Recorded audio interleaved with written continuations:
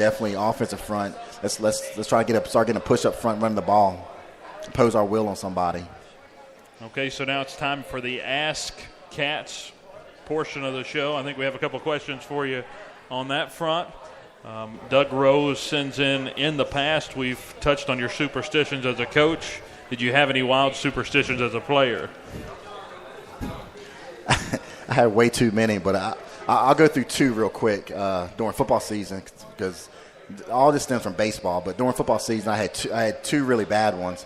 But football, we used to wear the soccer type socks that came all the way up to your knees. So I used to always wear my game socks all day at school. So that was like my big thing. I had to have my game socks, and one day I couldn't find them. So I was freaking out because I was like, I'm going to have a bad game tonight.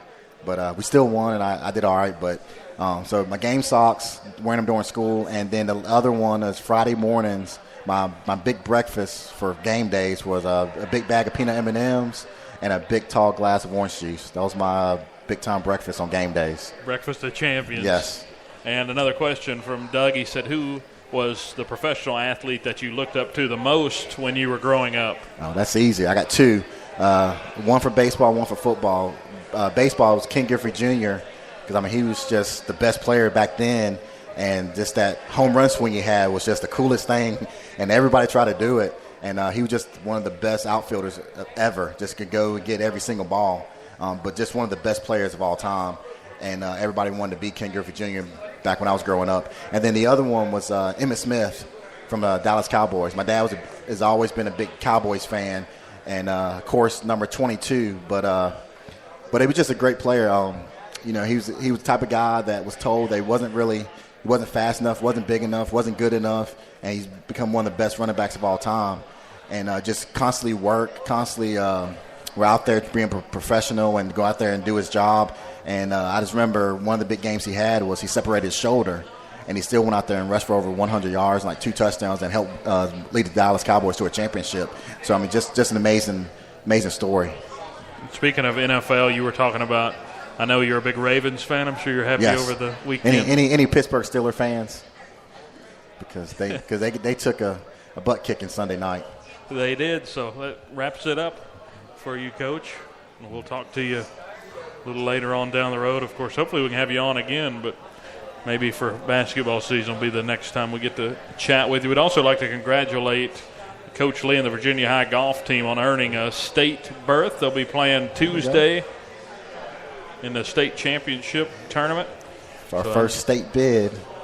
Oh, is it? So, well, I'm just saying like a first for this year, for this season. Yeah, Coach Sidnor's keeping a running count. We've got to have at least 3, so he's going to be severely disappointed, right?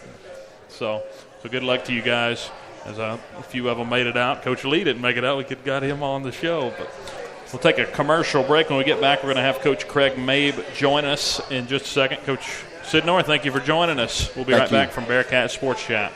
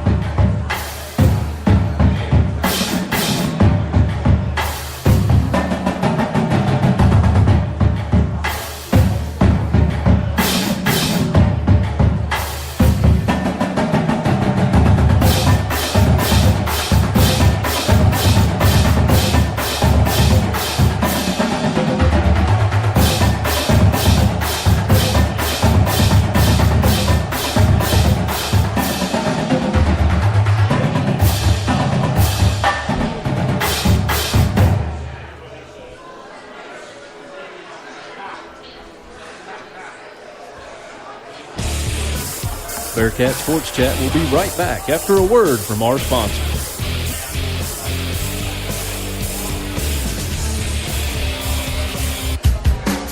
Listen to Virginia High School football on your computer or mobile device at Spreaker.com/Bearcat Radio.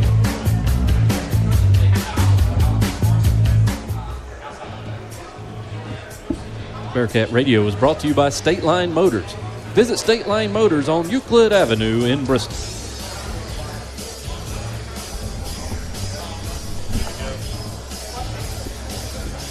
Okay, forest animals, kids are coming to the forest, and it's up to us to make their visit a good one. Sparrow, have you practiced the...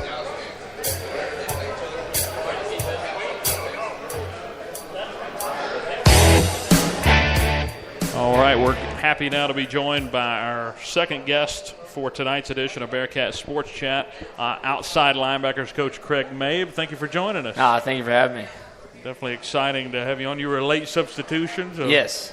You know what? Those are always the good ones, though, right? Call the bullpen. Call to the bullpen. So let's talk about this linebacking core for you guys. You have arguably one of the top linebacking cores, I would say, among Jalen Dingus, Aaron Rose. You got Cooper Gobble there as well, and also Michael Bradley. What about those guys in the linebacking core and some reserves? They play fast and physical. A great group of kids that just I think they love the game. So it's fun to coach those guys. And then the outside linebackers, Joseph Kennedy and Stevie Thomas. And I think this week with AD's injury, I think we're rotating some guys around, and I think Hunter Wright's going to come in and give us a little bit more depth. So excited. We work hard, and it's just fun to be around those guys. It's a pretty good, talented group. How easy is it to sort of mold this linebacker group when you got a couple of senior guys that are there? You know, Aaron may not be an outside linebacker, but him being in the middle of the defense and having Jalen making plays as well. How easy is it to sort of get these guys to buy in? Oh, it's pretty easy. You know, Rose kind of sets the tone, leads by example. And Jalen Cooper, they're effort guys. They fly around, and you just sit back and watch those guys. They as well lead by example. They do the right things, and it's kind of makes the job kind of easy. So Rose is definitely the captain. And, they look up to him, and he makes the job easy. You know, going back, I don't want to talk too much about last week against Chilhowie, but how tough is it? I've talked about it some this week with people, but you know, they would keep the same personnel on the field and just change formations. They could go from the shotgun straight to a wing tee and not move a guy off the field.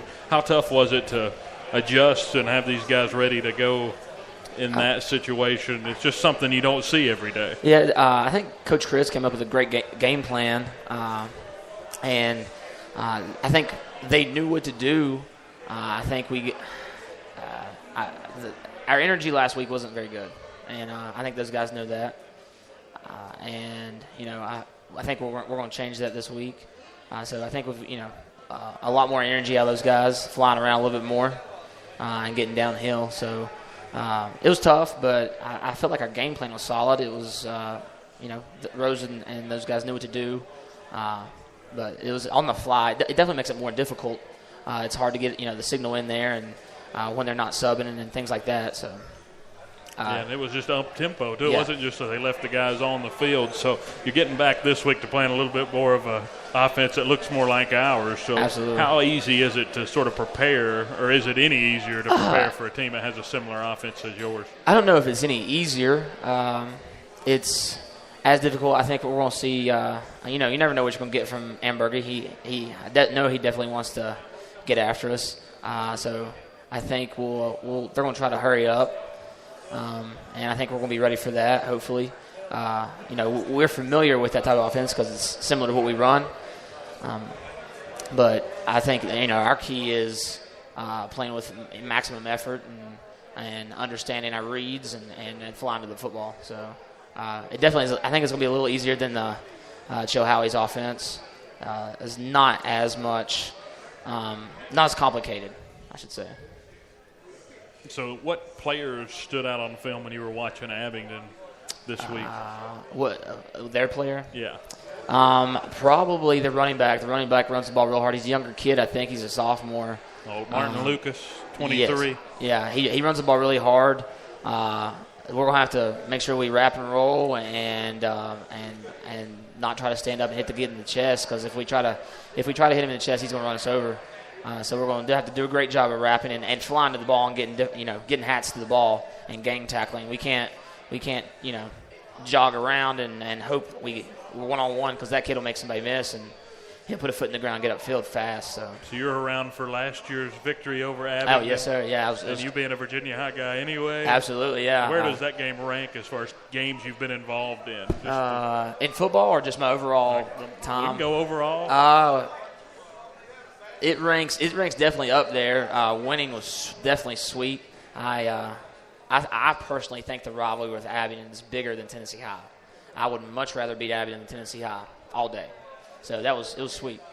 It was definitely sweet. It was definitely one of the most fun broadcasts that I've had. Just the way the game had so many twists and turns. It had the fumble recovery. Oh yeah, that was big at the end, and then Aaron Rose converting a 4th down, and then scoring a couple of plays later. Yep. And Dean's big sack at the end. Yeah, it was. The last 2 minutes seemed like it was taking forever. Just wanted the clock to tick. Yeah, it was good. It was huge. It was a crazy game. So let's talk more about your Virginia High career, just being around Virginia High, being a student and an athlete at Virginia High.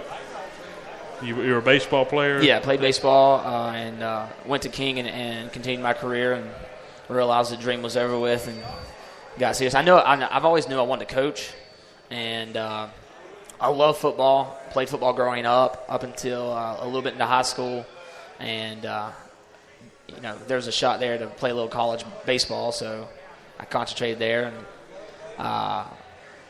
had a great career at Virginia High. I've always been a Bearcat, still a Bearcat, so it was a good career. And it's just fun to be able to go back to your roots and coach. Definitely, definitely have a little pride. And it means, I think, maybe a little bit more, being an alumnus. So, yeah, we have a good time. Yeah, we have quite a few. Coach Belcher fills the alumni role as yes, well. Yes, sir.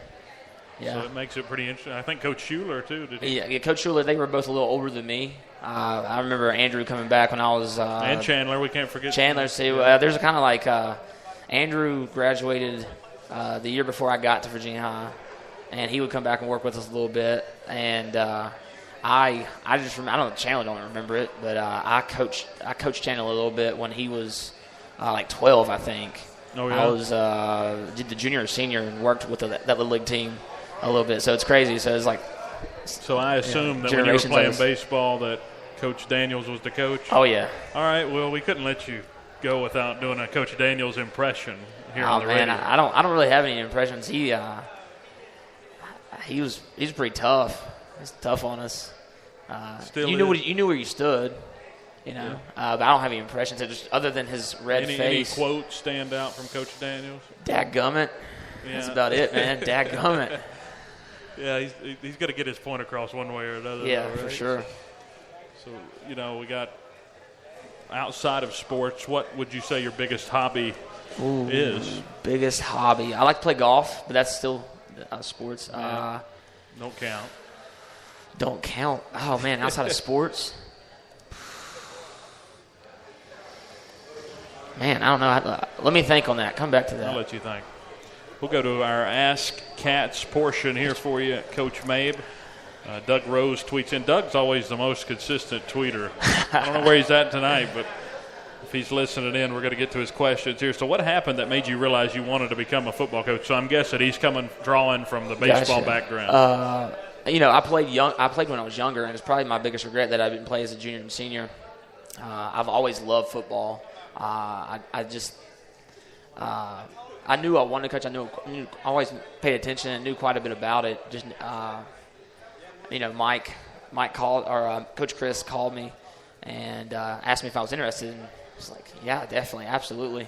I just love coaching, and like I said, I've always been a fan of the game, and so kind of get my feet wet. I guess this is my third year. So the first year, Coach Blackburn and I took the middle school team, and then last year we worked mostly with the JVs, but we were around varsity quite a bit and worked with those guys. And this year just jumped headfirst in, and I love it. I do. I get Fridays is a different feeling. The fall goes by real quick. I don't know My wife, she probably gets a little bit tired of it, but no, she's always there, and she loves